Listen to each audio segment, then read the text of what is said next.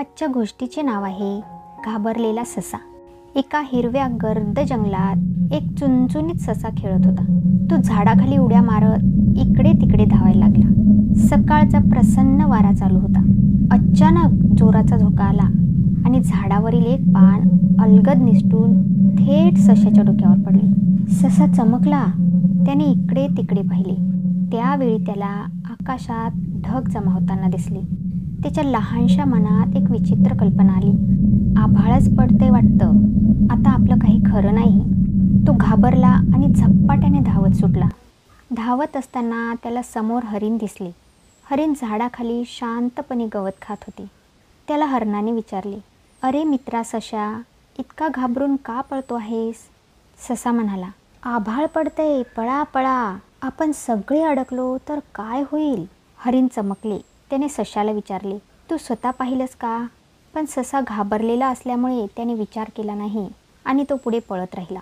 त्याला पाहून हरिणही घाबरले आणि तेही पळू लागले। थोड्याच वेळात त्यांच्यासोबत कोल्हा, वानर आणि अस्वलही धावायला लागले। जंगलभर हाच गोंधळ माजला। ससा, हरिण, कोल्हा, अस्वल आणि अजून कितीतरी प्राणी एका मागोमाग धावत होते। कुणालाच नक्की माहीत नव्हतं की काय होतंय, पण सर्वांनी ऐकले होते, आभाळ पडतंय। एका मोठ्या तलावाजवळ हत्ती उभा होता। गोंधळ ऐकून त्याने विचारले, अरे काय चाललंय, का पळताय तुम्ही? ससा मोठ्याने ओरडला, हत्ती भाऊ, आभाळ पडतंय, लवकर पळा, नाहीतर आपण सगळे त्याखाली येऊ। हत्तीला काही समजले नाही, पण सगळे पळत असल्यामुळे तोही त्यांच्या मागे धावला। आता जंगलातील जवळजवळ सगळेच प्राणी या गोंधळात सामील झाले होते। हे ऐकून जंगलाचा राजा सिंह पुढे आला। त्याने मोठ्याने गर्जना केली, थांबा, काय चाललंय तुमचं? सगळे प्राणी थांबले। सिंहाच्या शब्दांना कोणीही नकार देऊ शकत नव्हते। सिंहाने विचारले, कोण म्हणतोय की आभाळ पडत आहे? सशाने पुढे येऊन संपूर्ण गोष्ट सांगितली। माझ्या डोक्यावर काहीतरी पडले, मला वाटले की आभाळ पडते आहे।